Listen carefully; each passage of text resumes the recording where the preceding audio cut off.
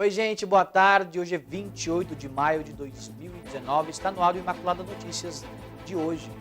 Na edição desta terça-feira, você vai ver que está em votação um projeto que obriga presos a pagarem por suas despesas. Você vai ver também. Nova tragédia carcerária no Brasil deixa 55 mortos. Mudança de lei afeta aluguel temporário de imóveis no país. Café é a segunda bebida mais consumida no Brasil. Estas e outras informações a partir de agora no Imaculada Notícias.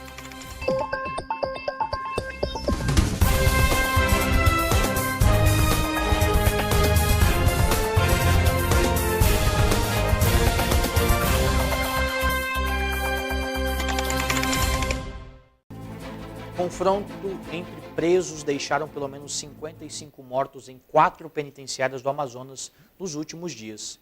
O país enfrenta superlotação nos presídios e disputas internas pelo tráfico de drogas.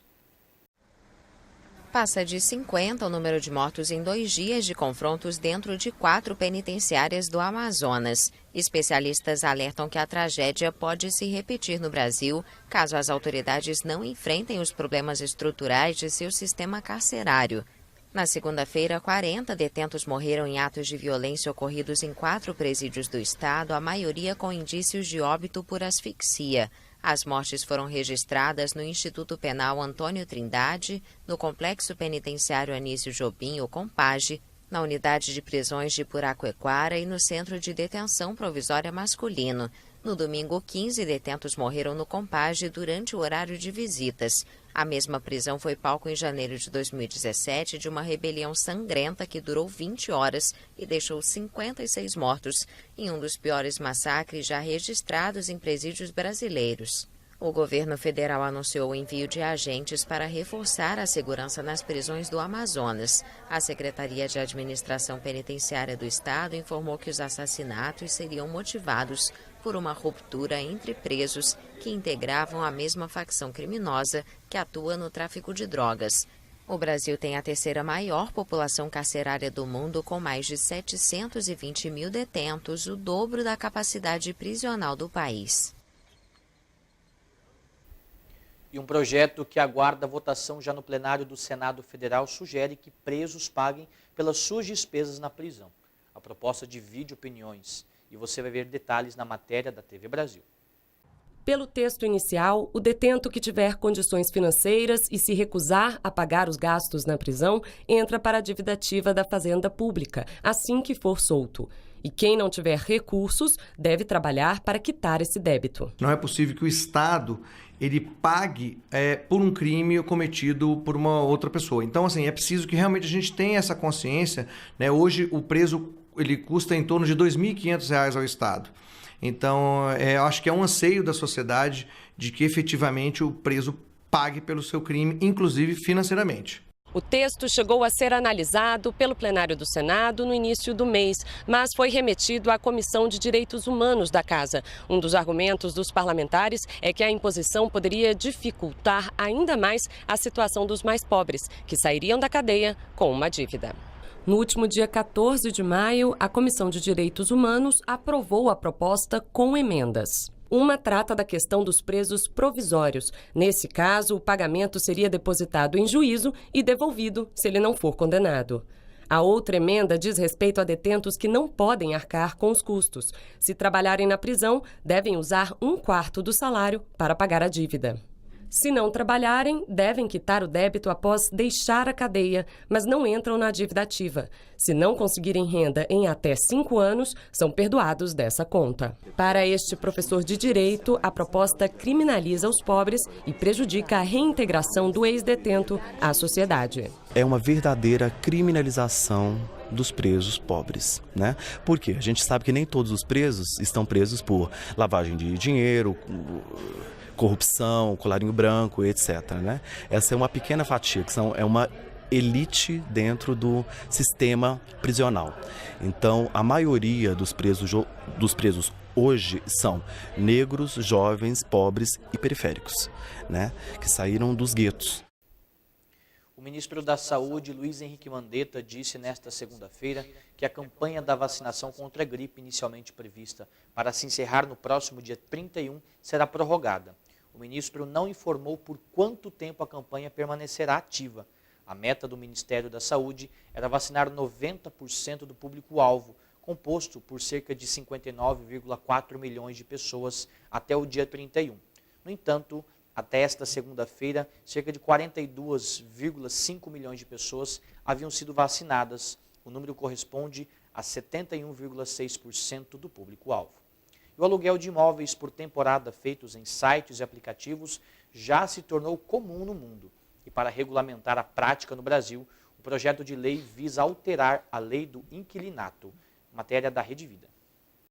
A advogada Gabriela Bittencourt explica que o projeto de lei que altera a lei do inquilinato visa regulamentar a locação de imóveis por site e aplicativo. Cada condomínio, por assembleia, vai fazer a votação e vai conter na convenção do condomínio se aquele condomínio permite o aluguel por temporada nesta modalidade. Estão optando por se hospedarem na casa de um local.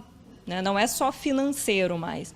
Só que isso às vezes incomoda muito os vizinhos, porque tem aqueles vizinhos que falam assim, eu estou num ambiente familiar, a minha casa é o meu asilo inviolável, eu não quero bagunça no meu prédio. Então isso vai determinar quais prédios vão alugar e quais prédios não vão. De acordo com a advogada, a convenção também pode determinar as datas em que os imóveis podem ser alugados. Vai ser determinado isso, quais as datas, os feriados, ou se vai ser o ano inteiro. E também vai ser determinado na convenção do condomínio se os hóspedes, os inquilinos por temporadas nessa modalidade, vão poder utilizar as áreas comuns do condomínio, com piscina, sauna, play, churrasqueira. O proprietário do imóvel que se sentir prejudicado pela decisão da convenção do condomínio em proibir o aluguel por temporada por meio de sites ou plataformas, ou então que se sentir prejudicado pela convenção que permita, pode procurar o judiciário. Você costuma fazer compras em pequenos ou em grandes mercados? A diferença no relacionamento com clientes tem levado muitas pessoas a optarem pelos chamados mercadinhos. E esse movimento tem ajudado muito a economia do país. Vamos acompanhar a matéria da TV Aparecida. Olhando assim, até parece que estamos em casa. Tem cafezinho, um bom papo, mas estamos num mercadinho. Daqueles de bairro mesmo. E é esse relacionamento com os clientes que tem feito a diferença para o negócio da Estela e da família. Faz muita diferença, porque para entrar na casa das pessoas, a pessoa tem que ter confiança, Igual aqui no Jardim Paraíba, é muitas casas, Então as pessoas, igual o nosso entregador já trabalha com nós já faz 3 anos, o Testa é o nosso funcionário, já trabalha com nós já faz 9 anos, entendeu? Então já faz muitos anos, eles têm conhecimento de todas as pessoas que entram, que fica dentro do mercado, entendeu? Então a gente procura tratar todo mundo bem e a gente confia muito neles também. Um estudo do Sebrae mostra que esse atendimento é um ponto positivo. Além disso, para 60% dos clientes, a entrega a domicílio também é um diferencial. Já para 49%, a forma de pagamento também faz com que se mantenham fiéis às mercearias. A verdade é a seguinte, esse é o principal ponto, a vantagem competitiva que um mini mercado tem frente a uma rede grande, vamos dizer assim. Por quê? Você tem uma rede grande que hoje em dia a gente percebe com vários exemplos que eles estão investindo um grande dinheiro para poder conhecer quem é o público. Quem é o meu público? Esse é o grande questionamento, E você pega um mercado de bairro onde o dono, o proprietário está junto à operação, você acaba tendo uma vantagem muito grande, porque o dono simplesmente consegue conhecer cada cliente, chamar pelo próprio nome, sem ter um investimento tão grande. Então eu enxergo isso como uma grande vantagem competitiva. E conhece tanto que a Estela recebe a lista de compras pelo telefone. Olha ela aí anotando o pedido. Água, passa. Quer que leva troco? Depois que o cliente ligou, passou a lista dos produtos que precisa para a Estela, ela repassou essa lista para o André. Ele saiu então para poder fazer a compra para o cliente, que na verdade vai vir até aqui ao mercadinho somente no fim do dia. E tem gente que acha que esse tipo de negócio não gira a economia, mas claro, está muito enganado. Segundo o Sebrae, este é o segundo maior segmento do número de pequenos negócios no Brasil. São cerca de 416 mil estabelecimentos. Os mercadinhos e as mercearias são responsáveis por 6% do PIB do país e também responsáveis por 35% das vendas do setor supermercadista. Além disso, geram emprego e renda. Eu acho que esses mercados de bairro, eles realmente, se fosse pensar num ponto em que traz uma vantagem para a comunidade, para um micro local, eu acredito que o emprego realmente seja o principal ponto. Enquanto a Estela tem 2 funcionários, o José Reis tem 5. O mercadinho dele já completou 35 anos, atendendo gerações em Guaratinguetá. Uma clientela fixa, uma clientela assim bem, a gente pode chamar até de freguesia, né? É uma freguesia montada durante esses 35 anos. Aqui o interessante é que hoje nós temos filhos e netos, né? Comprando conosco, né? Começou com os pais, foi passando para os filhos e hoje tem neto que faz compra no Mercadinho Avenida. Afinal, a dona de casa precisa do mercadinho, não é mesmo, dona Ruth? É bom, facilita pra caramba a gente. O dia a dia da dona de casa, nossa, é muito bom. A diferença é simples, ele é próximo do povo, próximo da dona de casa, né, que ela corre, tá com a panela no fogão lá, mas ela corre aqui para comprar um tempero que esqueceu e às vezes sai tão depressa de casa, chega que não trouxe dinheiro e nem o cartão. Nossa, seu Tião, posso pegar? Pode. Depois ela vai, no final da tarde ela vem para aquele valinho que foi feito. E a panela da dona Ruth estava mesmo no fogo. Bem pertinho, nossa. Agora mesmo vou fazer o almoço, já comprei meu queijo ralado e fazer minha parmegiana. E no próximo bloco você vai ver que o café é a segunda bebida mais consumida do país. Nós voltamos já.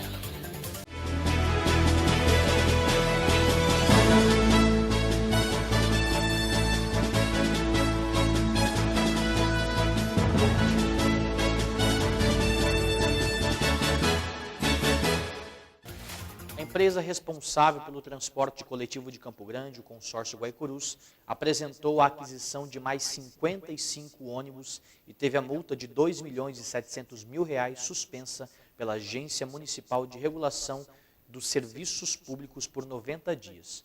De acordo com o Vinícius Leite, diretor-presidente da agência, essa multa tem um prazo de suspensão compatível com o tempo limite para que esses novos ônibus possam chegar à capital. No total, estão em circulação 550 ônibus e 57 na reserva.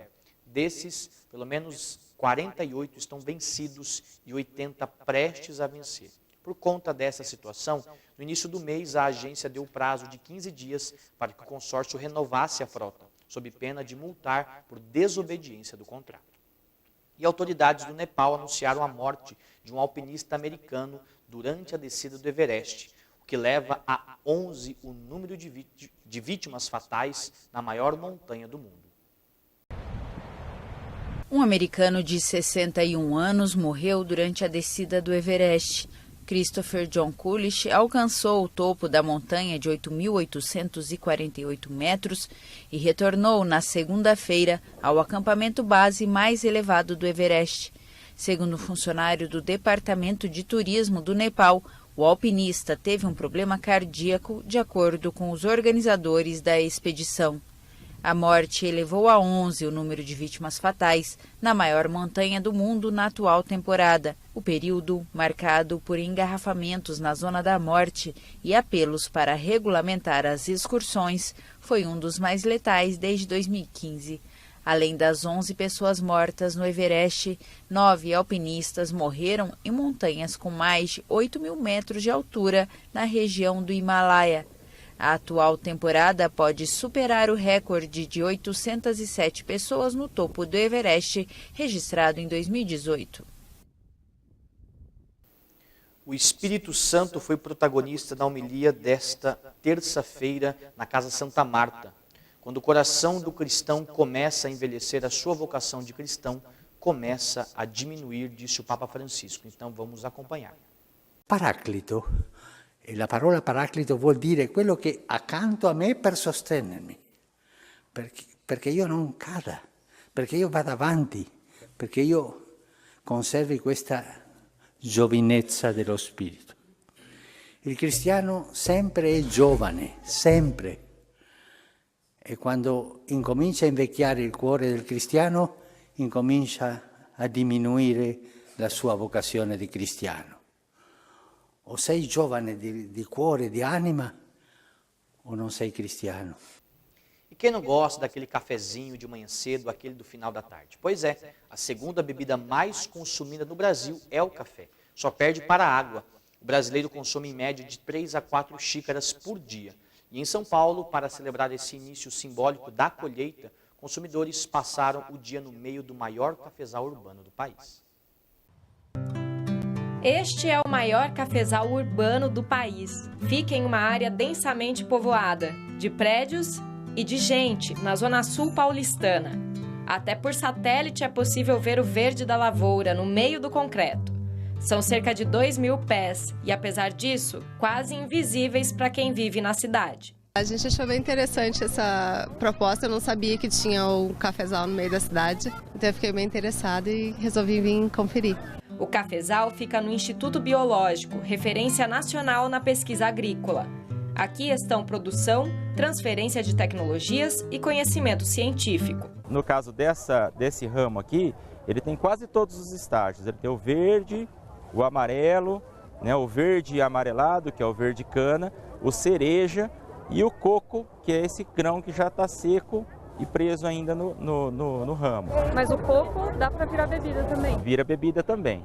Só que a característica sensorial assim que demonstra melhor qualidade se encontra no grão tipo cereja. O instituto pertence ao governo de São Paulo e foi criado por causa do café.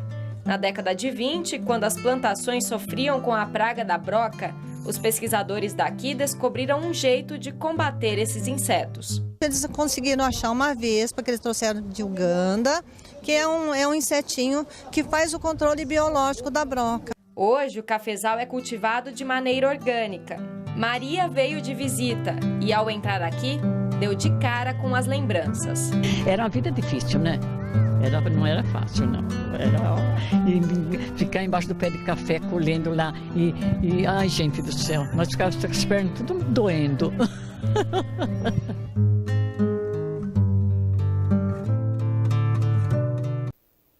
Imaculada Notícias fica por aqui. Outras informações amanhã no Imaculada, às 5h30 da tarde, aqui pela TV Imaculada Conceição.